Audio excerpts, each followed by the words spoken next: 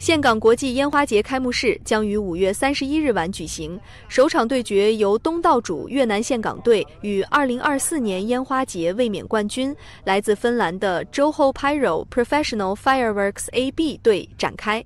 目前，双方均已完成在发射场的准备工作，蓄势待发，准备为观众呈现震撼的视觉盛宴。在汉江港区烟花发射场，岘港队正完成最后的布置工作。在此之前，团队早已着手策划烟花与音乐的配合脚本，力求在开幕之夜献上最精彩的演出。我们结合烟花控制软件与音乐，旨在带给观众从深沉、静谧到渴望、燃烧再到爆发的情感起伏，希望留下一场最深刻、最难忘的记忆。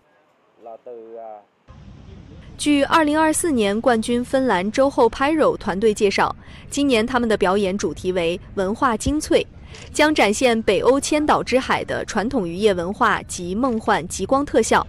芬兰队此次带来逾1.5万枚烟花，其中不乏多种特别款式。以卫冕冠军身份回归是一种挑战，我们始终认为这是全球最重要的烟花赛事之一。今年更有10支队伍参与，因此竞争异常激烈。我们在夺冠后立即开始筹备本次演出，可谓做足准备。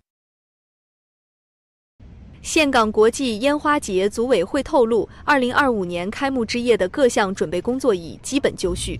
来自世界各地的10支队伍将在6个夜晚轮番登场，奉上色彩与音乐交织的视听盛宴。